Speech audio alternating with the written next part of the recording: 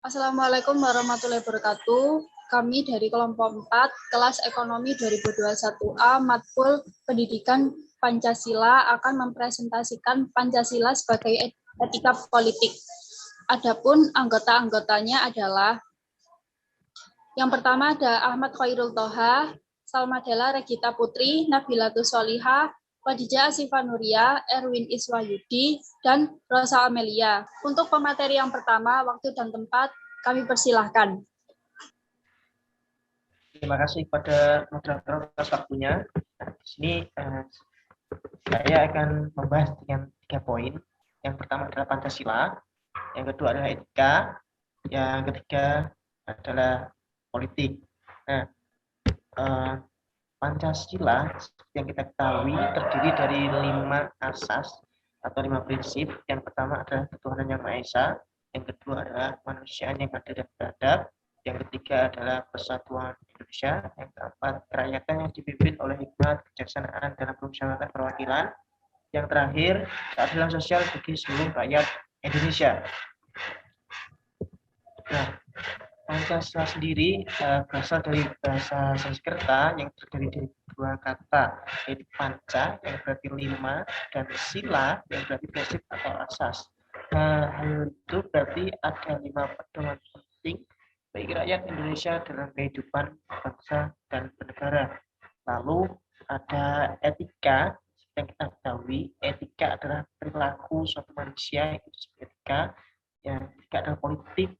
Politik secara pengertian adalah suatu ilmu yang tujuannya adalah untuk meraih keuntungan untuk bersama.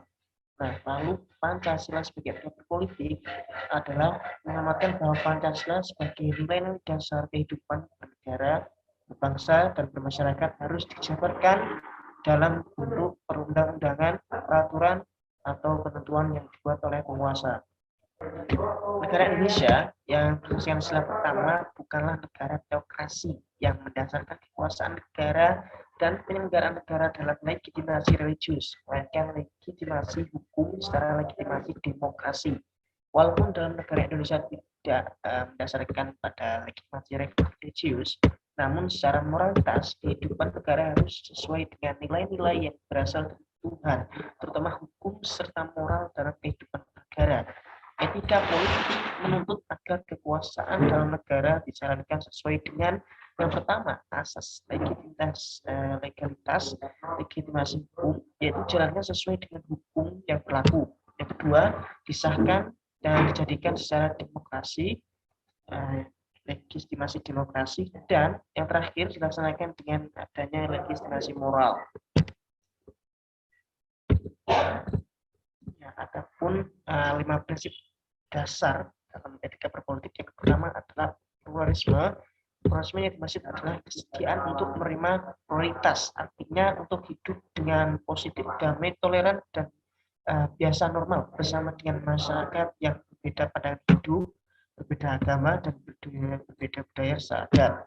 Mengimplikasikan pengakuan terhadap kebebasan beragama, berpikir, mencari informasi, dan toleransi memerlukan kematangan, kepribadian, serta kepribadian seseorang dan kelompok orang terungkap dalam lingkungan yang Maha Esa yang menyatakan bahwa di Indonesia tidak ada orang yang boleh didiskriminasikan karena keyakinan religiusnya. Contoh dari pluralisme adalah memberikan toleransi terhadap pemeluk agama lain untuk menjalankan ibadah. Yang kedua, tidak adanya pemaksaan dan pertentangan agama atau golongan agama apapun. Yang ketiga, kebebasan dalam memeluk agama dan beribadah sesuai keyakinan masing-masing. Ya. Kemudian yang kedua yaitu HAM. HAM menyatakan bahwa bagaimana manusia wajib diperlakukan dan wajib tidak diperlakukan agar sesuai dengan martabatnya sebagai manusia intelektual. Karena baru mempunyai fungsi di mana manusia tidak lagi dilindungi oleh adat tradisi dan sebaliknya diancam oleh negara modern mutlak. Karena manusia memilikinya bukan karena pemberian negara atau masyarakat, melainkan karena ia manusia. Jadi dari tangan pencipta kemanusiaan yang adil dan beradab juga menolak keras dan eksklusivisme suku dan ras. Contohnya yaitu Pertama, kebebasan menyampaikan pendapat. Yang kedua, kebebasan berpikir dan mencari informasi dalam kehidupan politik Indonesia. Dan yang ketiga, yaitu semua warga negara berhak menjadi figur pemimpin dan wakil rakyat dengan memenuhi syarat-syarat yang berlaku. Yang ketiga yaitu solidaritas bangsa. Solidaritas mengatakan bahwa kita tidak hanya hidup untuk diri sendiri, melainkan juga demi orang lain. Solidaritas dilanggar kasar oleh korupsi. Korupsi bak kanker yang menggerogoti kejujuran, tanggung jawab, sikap objektif, dan kompetensi orang atau kelompok orang yang korup. Contoh dari solidaritas bangsa yaitu toleransi antar sesama warga negara dalam kehidupan politik.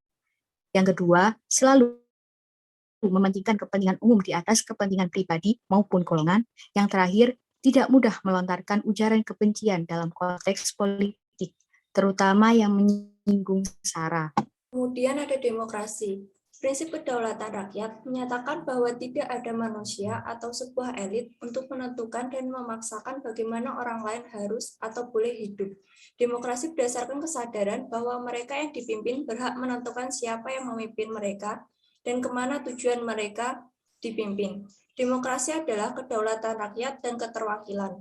Jadi, demokrasi memerlukan sebuah sistem penerjemah kehendak rakyat ke dalam tindakan politik. Dasar-dasar demokrasi kekuasaan dijalankan atas dasar ketaatan terhadap hukum, pengakuan, dan jaminan terhadap HAM.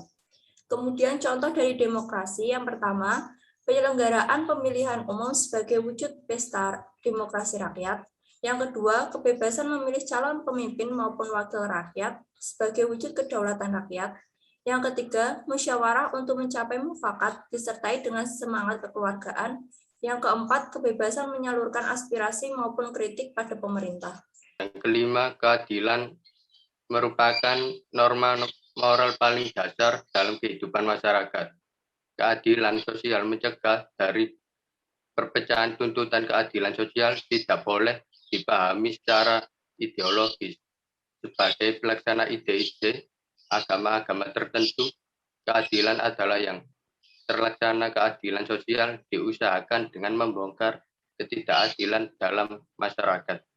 Adapun contoh-contohnya adalah menjunjung tinggi semangat perjuangan, melakukan kepedulian terhadap masyarakat, dan melakukan semangat untuk bergotong royong terhadap masyarakat. Sekian, terima kasih. Itu tadi pemaparan dari beberapa pemateri yang mempresentasikan Pancasila sebagai etika politik. Adapun kesimpulannya adalah sebagai berikut. Secara substantif, pengertian etika politik tidak dapat dipisahkan dengan subjek sebagai pelaku etika, yaitu manusia. Oleh karena itu, etika politik berkait erat dengan bidang pembahasan moral. Hal ini berdasarkan kenyataan bahwa pengertian moral senantiasa menunjuk kepada manusia sebagai subjek etika. Maka kewajiban moral dibedakan dengan pengertian kewajiban lain, karena yang dimaksud adalah kewajiban manusia sebagai manusia. Walaupun dalam hubungannya dengan masyarakat bangsa maupun negara, etika politik tetap meletakkan dasar fundamental manusia sebagai manusia. Dasar ini lebih meneguhkan akar etika politik bahwa kebaikan senantiasa didasarkan kepada hakikat manusia sebagai makhluk yang berbudaya dan juga beradab. Sekian dari kelompok kami mengucapkan terima kasih dan wassalamualaikum warahmatullahi wabarakatuh.